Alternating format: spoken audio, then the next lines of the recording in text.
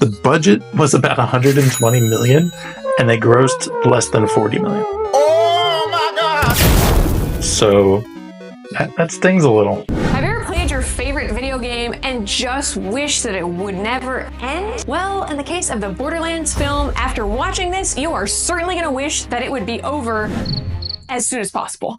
Today on Trash Pickins, we're going to be picking apart Borderlands, the 2024 movie that features all of the characters and the locations from the video game series Borderlands by Gearbox. Welcome to Trash Pickins, where we review the most cringeworthy, over-the-top, downright trashy movies. We love to overanalyze movies. It's our favorite pastime, particularly the trashiest ones that we can find, and we hope it's yours too. We were super excited to dive into this trash because it is topping the charts on one of the worst movies of 2024, so of course, we had to cover it. I'm Lisa. I'm Sarah. And I'm Frank. Let's get picking. If I sound pleased about this, it's only because my programmers made this my default tone of voice. I'm actually quite depressed. So what is the movie Borderlands about anyway? It follows the main character, Lilith, who is a bounty hunter who is disillusioned with life and is just angry at everybody who crosses her path. However, she's recruited by somebody to go find his daughter, and she gets sent back to her home planet, Pandora. On Pandora, she finds the young girl, but rather than take her back to her father, she joins up with her and a bunch of other misfits, and they try to find an ancient portal that can unlock the secrets of an ancient alien race. And in the end, it turns out, lo and behold, she's the alien all along. And the whole time, all we see is a series of intense action shots happening and a whole lot of nothing. So that's Borderlands. Anyway, what did you all think of it? Borderlands. Just another bad video game movie adaptation. Yeah, that's to the point. I would say it is an empty cash grab that did not utilize the rich history and aesthetic that the video games already had. I like that. That's empty is the way that I was describing it as we were watching it. It was just like, here's another action scene, and then it's another action scene. It's like, I don't care about these characters at all. Like, what is happening here? There's like some things from the game that make it in there. There's like a few characters and some references, but it really, like, I played a couple of the games and it didn't feel like it had much to do with Borderlands other than like the setting and a few name drop things. So disappointing. Oh, pro. Yeah. I would have to say, so I didn't play the games, all of them, like you did, Sarah. I think I did the first, maybe a little bit of the second. I really loved the world, and was excited to see how they would interpret it for this film. And I think that's really the operative word, was interpretation. And sort of this was done in the spirit and inspired by Borderlands, but it really didn't feel like it was consistent with any of the characters or sort of even what I remembered what the story arc was there. And that goes from everything from obviously the backdrop of the planet Pandora to racing through these like stinky fields on the car, and I remember how difficult it was to drive. It just sort of is reminiscent of the game, and that's about it. So that's probably where a lot of the disappointment comes in. Yeah, I had a lot of feelings about it because I have played all of the games and I was a huge, am still, a Borderlands fan. So when the movie was going to come out, I was super excited to see it, but then when the reviews were so bad, I actually decided not to. Whenever they take something that wasn't a movie first, whether it's like a book or a video game or any other piece of media, and then turn it into a movie, people go to see it because they know the original. And I feel like a good movie needs to stand alone. You should be able to watch this movie and enjoy it even if you've never played the video game. And then you should also be able to enjoy it a lot because there's Easter eggs from the video game. And I feel like that this movie just didn't really do either of them. It just didn't really care. I think, Lisa, you called it a cash grab. It really just feels like Michael Bay-ified Hollywood film. Well, it's important to mention too, you know, like we said, that this film is an obvious cash grab. And why? Well, I mean, there's such big name actors in it. So Cate Blanchett, we also, as the main character Lilith, and then we have Claptrap voiced by Jack Black, and then we have Tannis, who's Jamie Lee Curtis, and then we also have Roland, played by Kevin Hart. So there's a lot of big names actually that draw in the audiences and sort of just make for this larger than life sort of cinematic experience, you know, devoid of that depth. I'm just surprised they didn't get The Rock. I feel like that would have probably saved the movie a little bit, just The Rock, Kevin Hart thing going on. I just wanted to share that actually a few years ago I did promotion for Borderlands back when the pre-sequel came out. I actually made a claptrap and they flew me out to PAX Prime to basically be a booth babe for them. And they gave me this little claptrap award that I won. And it was pretty cool. I got to meet David Eddings, who was the voice of Claptraps. I got to meet Randy Pitchfork, who is the head of Gearbox. And I got to meet a lot of the people who actually helped put the game together. So for a long time back then, when I was doing that, my head was totally consumed with Borderlands, so that's why I know so much about the game. Okay, so Sarah, did you end up doing a scene by scene for us for this movie? So the movie starts with Tiny Tina, who is imprisoned, we learn later, by her father, but she's imprisoned like on a spaceship.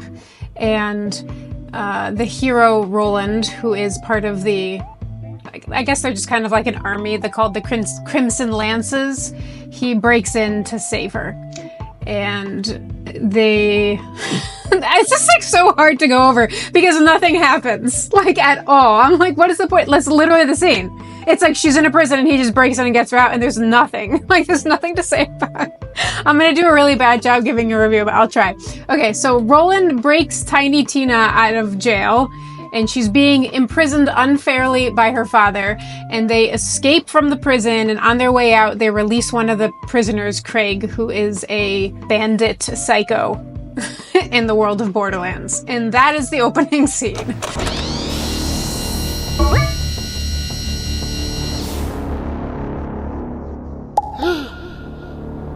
Do you know what the point of this scene is, little girl? Are you serious? There is no point. So then we meet our protagonist, Lilith. She's on a different planet. This takes place in like the universe. They travel around between planets. And she is a bounty hunter that is kind of like tired and bored with life and a badass and very apathetic. And we see that she is very capable of using guns and beating people up. I am feeling so violent. Really? Why is that, Mrs. Blanche? Because this awful wig is like so itchy and hot. So, like, a CEO of a big company, the Atlas company, comes to her and says, I have a very special mission that only capable individuals of yourself can be a part of. And he basically gives her a job, and he says, my daughter has been taken prisoner by a bunch of bandits, which is what we saw in the first scene. Lilith, I will hire you to find my missing daughter. Are you supposed to have an accent? I don't know. My direction wasn't clear. So obviously, because Lilith's a badass, she says, no, I don't want to do this, but I don't know how he convinces her to do it. And she has to travel to the planet Pandora to find Tina, who has been captured by Roland. Okay, so when she lands on Pandora, she hitches a ride with Marcus, who, for anybody who plays the game, Marcus is the weapons dealer. So that's kind of like a fun nod, because the beginning of Borderlands, you do hitch a ride on his bus or something. I don't know. He just picks her up and then drops her off on the side of the road. So there's really no reason he even was in the movie other than it's like an Easter egg to see him. Hello, lady with the wig. Wait. Aren't you supposed to have an accent? My direction was also unclear. Then she just continues on by foot, like looking for Tina, and it's just post-apocalyptic. There's no other like inhabitants there. There's just garbage all over the place, and she's basically just kind of walking around this desert by herself for the first 30 minutes of the movie. It just feels very empty. And so there's nothing to say other than on like one of the nights she's camping out in pursuit of Tina, and Claptrap just wheels up out of nowhere, the little robot, and he's like, oh, by the way, somebody programmed me to help you, and I don't know where I came from, and I don't even know how I found you, but now I'm your sidekick. Like, it's the most convenient thing ever. And because there's no consequences in this movie, he comes along. So again, conveniently, Claptrap is like, oh, since I'm a robot, I have access to basically the internet that is available on Pandora.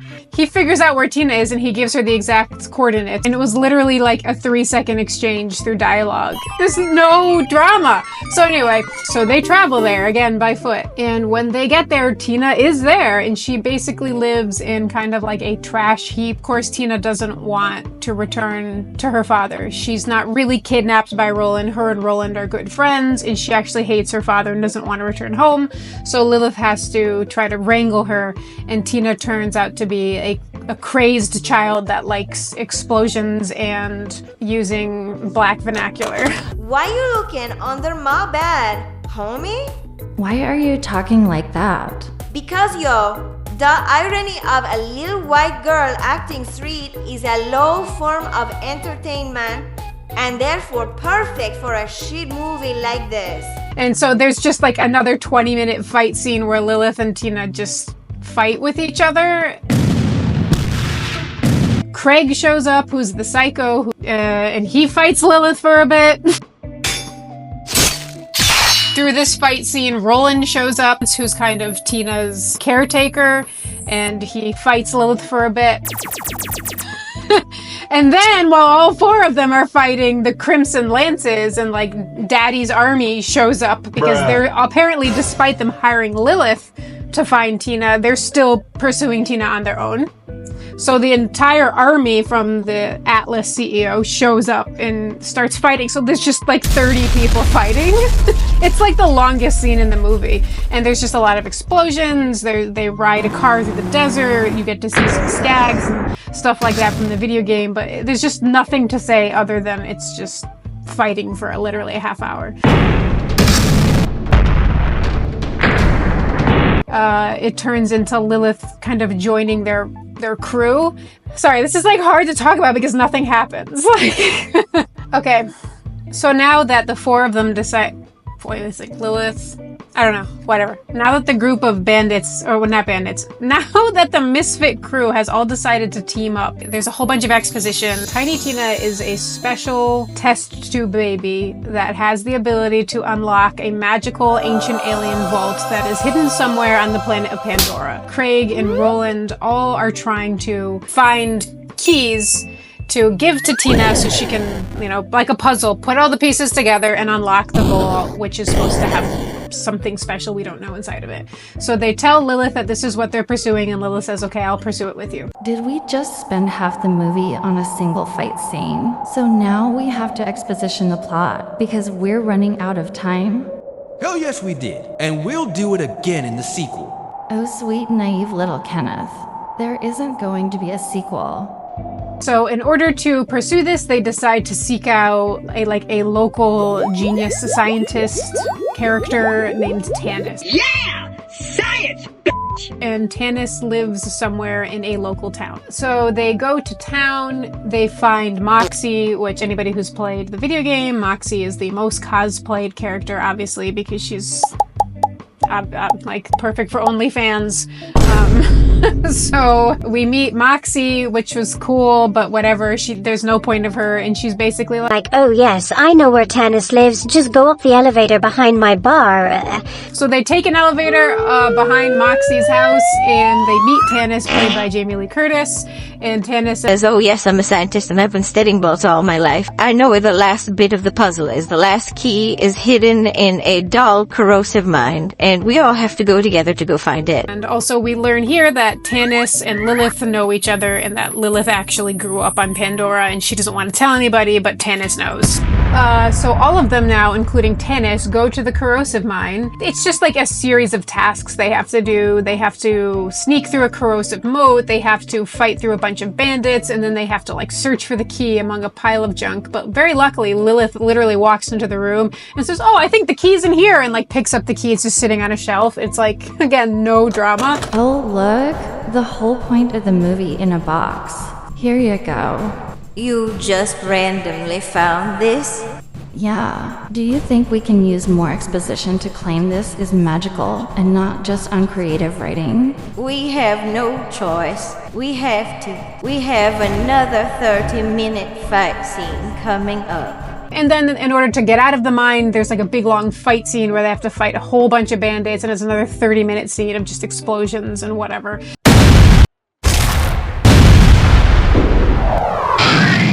Roland kind of sacrifices himself for them to get away. That's the only thing of note. Because in the video game, I don't know if you guys remember, but Roland actually ends up getting So I didn't know if they were going to do that in this movie, but I think they made a nod towards it by him sacrificing himself in this scene. Even though he's totally fine and it didn't matter at all. They escape the mine, and now they have all the pieces of the keys to open the vault. I guess at this point, Lilith has like a personal reflection where she's like, I no longer want to work for the Atlas CEO. and she has like a little tracking device that the CEO gave her, and she smashes it, and she's like, I'm gonna like work with Tina. But somehow Tina sees her smashing this device and mistakes her for betraying them. It's so hard to talk about because it makes no sense. It's a big misunderstanding that no one can seem to talk about and figure out. The group abandons Lilith because they think Lilith has betrayed them. It makes no sense. I pledge myself to you and your cause. So, you hate me and want me to fail? Huh, that's the exact opposite of what I said. Oh, wait, is this just more bad writing? Duh, yo, haven't you picked up on that by now? So Lilith is left on the side of the road, and then Tanis and the rest of them all go to open the vault. Tina tries to use her magical powers to open the vault. Turns out that Tina is not magical like everyone thought, and it was a big mistake. You are not the father. And in the meantime, Lilith is trying to catch up to the crew because, I don't know, she doesn't want to be left behind, and she goes on her own magical quest, and she realizes, oh no, I'm the magical one. I'm from Pandora, and it turns out that I actually have alien blood within me. So she gets to the vault, and everybody arrives at the vault at the same time. Tina's there, the daddy CEO is there, the Crimson Lancers are there, Roland is there, Craig is there, all the characters are there, and Lilith says, oh, I'm the only one who can open the vault. So she opens up the vault, and then it unlocks her alien powers, and it's another fight scene. Everybody just fights.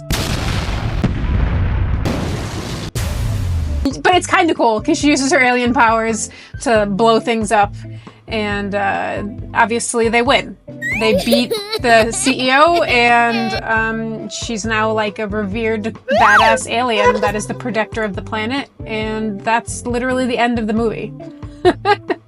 Right, so as Sarah mentions, there's like absolutely nothing that happens in this movie save for like at least an hour of fighting. We didn't actually time it, but I'm like fairly certain that there's at least an hour of fighting solid.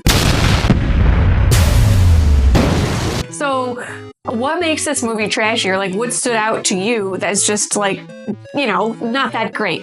I think the distinguishment I would make is that it's a trash movie, but it's not a trashy movie. And that's like subtle, I think that it's definitely a cash grab, and it definitely kind of utilizes that thing where they're trying to elicit the most like dopamine hits as possible, like the most explosions as possible. Quick cuts, like fast, and there's not much depth. So it's meant to like speak to the monkey brain as much as possible, which I think is what makes it kind of garbage feeling. But I don't think that it is necessarily harmful to any specific groups. Like, I don't know. I'm sure all movies have their tiny problems, but there was nothing about this overtly that I was like, wow, this is offensive. Yeah, I agree. It's bad, but it doesn't feel trashy. Absolutely a cash grab, like for sure. That's probably like a top of our scale for trash, for cash grabbing. It's just blah. It's like explosions and pretty colors, but I didn't find it offensive necessarily. It's like, it's a waste of time. The casting probably ties into the cash grab because, it's like, it's Borderlands. It's got these actors in it. It's like all of these things. Come and see this. And then it's like, it was not a good cash grab. They did not succeed in grabbing that cash. The budget was about 120 million, and they grossed less than 40 million. Oh my god! So that stings a little. We probably won't be seeing a Borderlands 2. I'm just going to go out on a limb. That's honestly why I was so angry that Handsome Jack wasn't in it. I'm like, if you need any character, you gotta have Handsome Jack. Like, he is so funny, and I was like, there's not gonna be a second one after this. I was so mad. Maybe that's part of the reason that they included the Tiny Tina character, is just to throw in another character from the game that they could make funny and interesting and kids could relate to. For all the kids with exploding bunnies, I guess. Do you guys remember the very terrible Super Mario Brothers movie that came out in the 90s? It's me, Mario! Yeah, that movie actually made money. Believe it or not. It was very low budget, and it was obvious, but it actually made money. And this one lost like $80 million.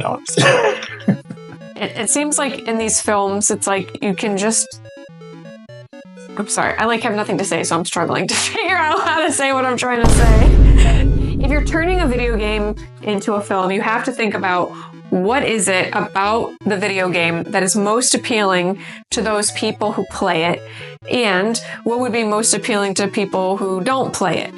And the thing that is so interesting about Borderlands is, I think, its aesthetic.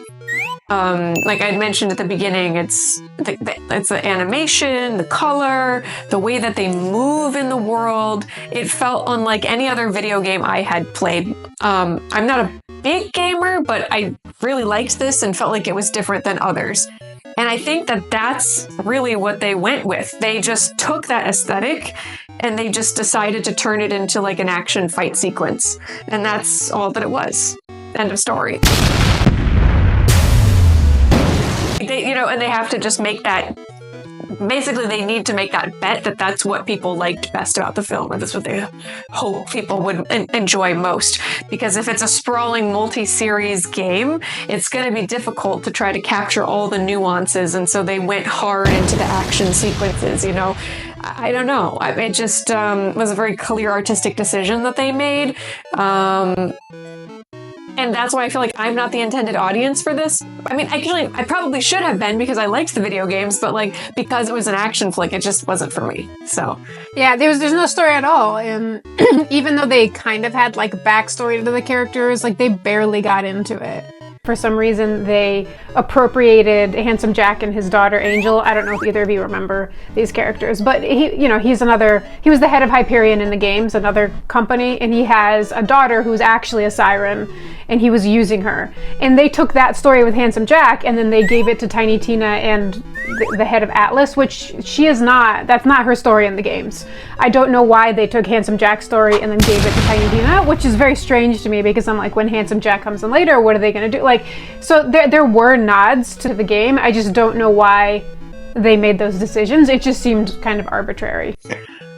It was just a bland action, beginning to an action movie, and it's unfortunate that they did skip out on the background of these characters and just kind of jumped right into something is happening. I don't know at what point you're supposed to start caring about the characters. Like Tiny Tina, I don't really care about her. She's obnoxious, right? Claptrap, obnoxious. Lilith, all right, she's the main character because she gets a lot of screen time, but she's just jaded and blowing stuff up and doesn't really care. So it's at what point does the audience care? Why should we care?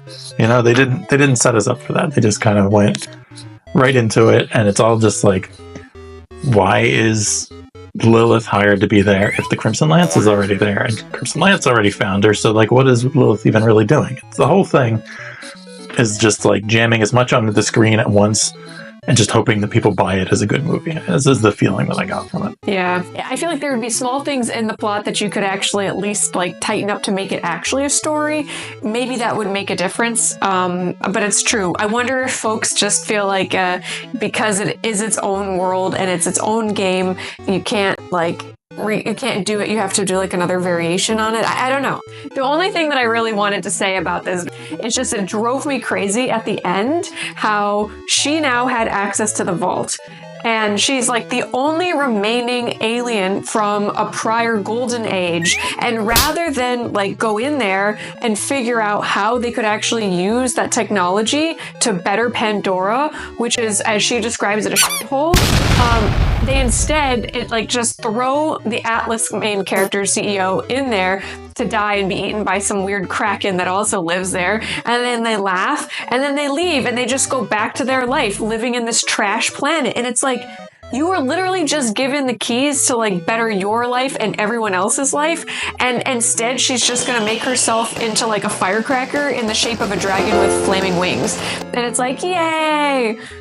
But why are they cheering? They literally accomplished nothing other than to end the life of a CEO of a company that was actually making technology that appeared to at least be making everyone's lives better at some level. He was probably greedy, fair, but what? That just drove me crazy. So that's my rant. This is where the knowledge of the video game actually helps, because So in the actual video game, as you know, there's Atlas, there's Hyperion, there's a whole bunch of different companies. And the whole point in the video game is that all these companies are fighting over resources, and they're the ones who have ravaged and destroyed the planets. So it's supposed to be they're the bad guys, and that's very clear when you play the video games, you know? But in this, you're like, there's just one, there's Atlas. Like, I think there was one shot of, like, when they were moving the sewer, it said, like, the doll company, but, like, they didn't... In the video games, all the companies had such a big role, and they just got rid of all of them. I don't know why they did that. I feel like that would have been a very easy thing to do to make it, like, a capitalist environmental problem, but that just wasn't the case. And, like, you're like, Lilith is like, yeah, I have all this power, but now we're just gonna do fireworks.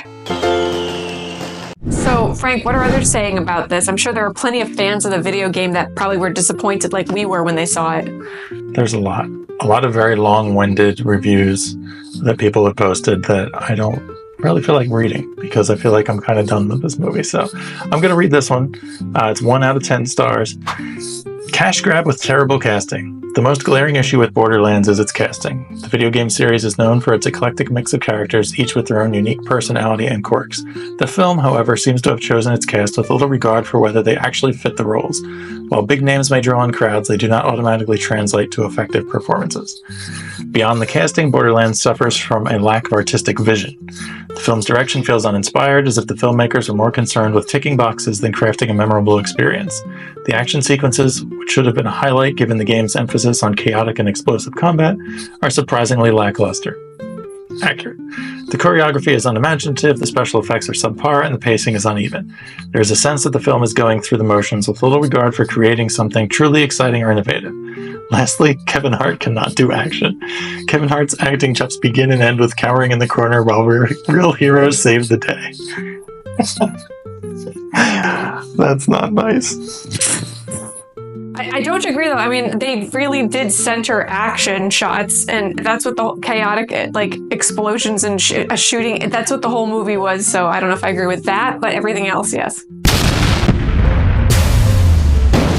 Well, I mean, you can have explosions and violence and shooting in a good way that's exciting and, like, keeps you watching it, or you can have it in a way that you're bored of in 10 seconds, and it's just kind of like, okay, and then the next one's the same thing. It's like, okay, but this time they're wearing red, or this time they have masks on, and it was just not...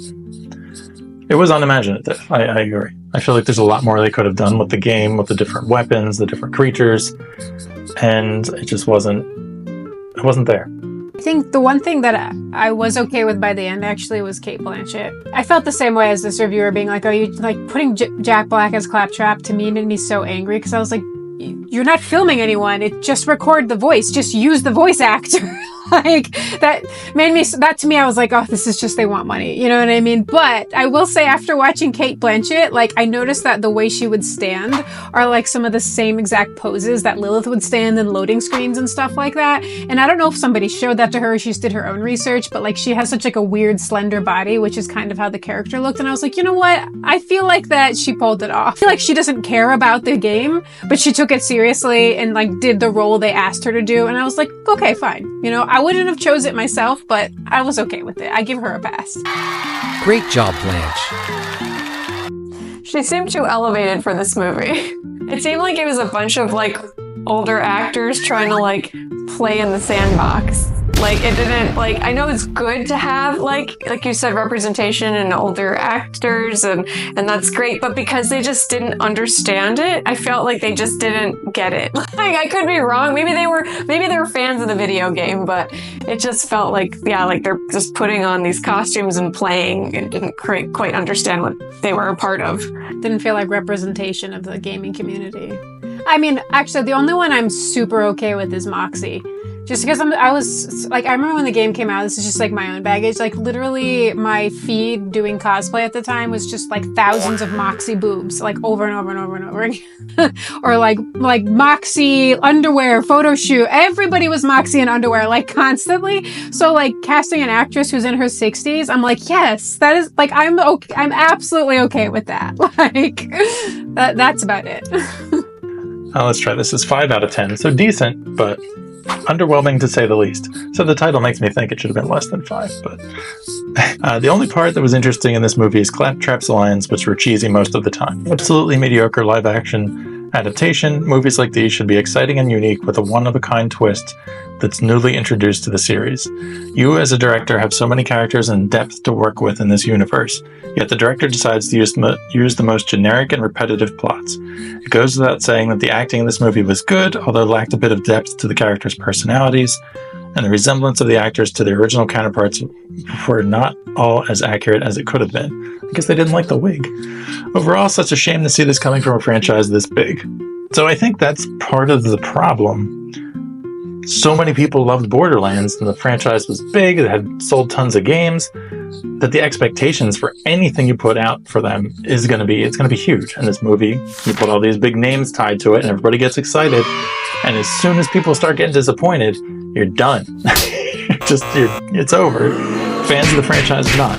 And it's just, yeah, you lose $80 million. Try again next time. Do you feel like, though, that if this wasn't a video game and this was just like a movie that somebody came up with, it would have gotten just as bad reviews? Or is it only because people are making the comparison to the games? I think the comparison to the games definitely plays a factor into it, because people have expectations. They know this universe. They've spent hundreds and hundreds of hours playing in it. They know the characters in and out, probably way more than the people making this movie do. And I think that just sets you up for failure. It's the same kind of thing that happens with Marvel and DC movies, especially Superman. Every time a Superman movie comes out, it's like a big thing where people get upset. This guy's not Superman. He can't possibly be Superman. You know, everybody has these preconceived notions of what this character should be. And there's not much room for the director to have any kind of like interpretation of the characters more often than not. And people get very angry about it. And I feel like we're all so accustomed to video game movies being so bad that it's just like, okay, well, here it comes, and then it gets picked on maybe a little bit more than it deserves. But I think, this is a genuinely bad movie. There's not much to redeem it. Cate Blanchett, sure, she's a good actress. Of course, she's gonna probably do better than anybody else in the movie, but it's still not good. So the long-winded answer comes down to, yes, I think it being a video game movie does make the reviews more susceptible to being negative, because people have these preconceived just this information about the universe that they're watching. Okay, so what trashy rating would we give this out of a 1 to 5? Or 1 being, not that trashy, some elements of trash, to 5 being like, this is a flaming dumpster of trash. So the way that I understood our rating system is that there are 5 categories that we look for in terms of trash in our trashy movies. 1, is it sort of bad because it's just not high quality in terms of the writing, the plot, the character development. The second is it a cash grab? Meaning, is it obvious that the folks behind the movie were doing it primarily to make money? The other is there an element of a dopamine hit? Is it structured in such a way that they're just trying to get an emotional rise out of the audience at any expense? Anything that just is not really thought-provoking, but more reactionary. The other is, does it include problematic themes? And finally, is it exploitative in some way? Either in terms of the folks that are cast, the groups that they represent, or even in how it's been distributed, is there an element of exploitation? And so if we look at all those 5 categories, films and media that score at the top are going to get the highest level of trash, whereas others that score at the bottom, those are going to get the lowest rating of trash. And so with that, where would we place Borderlands across those dimensions? Cash grab is high. We already talked about that. I think in this case, I would score it pretty high in terms of being bad in the storytelling department. So then the next is exploitation, which is pretty low. Actually, I have a case for the exploitation. I think they are exploiting the audience because people know Borderlands. Frank was saying people came into it with an expectation, all these like great memories from the game, and then the film didn't deliver, and instead they replaced it with like flashes and explosions just to give you like overstimulated. And it kind of felt like they were hoping that the name of Borderlands would draw in people, and then they wouldn't deliver, and instead they just give them dopamine hits, which to me feels like exploitation. It's kind of a strong word, but you know. Yeah, that's actually great. So that's pretty high as well then. Maybe like a mid-range in terms of exploitation, but it's up there. Then the dopamine hits, as we said, high, right? Because it's all about explosions and all kinds of crazy stuff going on. How about problematic themes? I don't think so. With all that said, I think the majority of what we've ranked it is actually pretty high on the trash rating. I'll give it a 3 then. I'll give it a 3 because it's not a good movie. You know, it's not offensive, and if it was offensive, it would definitely get higher up on the scale, but it's just bad. 3 trash cans, there we go. One trash can. As low as possible. It's a cash grab. That's about it. It doesn't really have a lot of the trashy elements that I personally look for, that we look for when we do these things. Wait, but you have to basically update our rating system, because based on our rating system, that's what we found. This is not holiday movie romantic like comedy tropes. We're trying to create a rating system that encapsulates all trash that we look at. I just feel like it was missing so many of the trashy things that we look for that I don't want to give it higher up in the scale. So like a 1, maybe I could be convinced to give it a 2 because it's such a sheer cash grab, but I can't go higher than that. What do you think this movie needed more of to be considered trashier? Because you said before you felt like it didn't tick off enough of the boxes, so I was wondering what you felt like it could have done more of to be considered worse. It had to exploit more people or have more problematic themes, I guess, right? Is that what we're saying? That's the only thing it fell short in? I feel like not all bad movies are trash movies, unless we're saying that trash movies are bad movies, which I don't think we are. I think we're saying trash movies are a subset of bad movies, right? And I think for me, this movie is definitely bad. I think we can all agree that it's a bad movie, but it just doesn't feel like a really trashy movie to me. It just feels too empty. It's too hollow. It's just the cash grab thing. It's like a cash grab, it's a skeleton plot, it's a bunch of famous actors, and that's it. And it's like, I just don't feel like that's necessarily a lot of trash to that. It's just a lot of greed. I feel like that is trash. To me, that is like the definition of trash. Like there's no like true thought behind it. And I think this is where our weighting system is like so important within the ratings, because the cash grab and the exploitation of the audience are so high and they didn't pay attention to details. That immediately is trash to me. Like, so I guess when you look at it that way, it is kind of, you could call that trash. So 3 trash cans? 3 flaming juicy trash cans. So Borderlands took us on a crazy journey across a trash-laden planet. And so I do feel as if watching that movie, I was taken through a trash-laden experience. No. That didn't work. Borderlands fell completely flat. Did not stick to good storytelling, lack of character development. It's basically an overblown, explosive minefield of back-to-back action sequences. The video game realm itself is sort of devoid, fun characters that made it a believable, fun film. And so for that, we have to say that this is a trash film. So it looks like we're not gonna see another Borderlands, at least not a film, and we are all perfectly okay with that. So thanks for watching. Don't forget to like and subscribe, and we'll see you in our next video.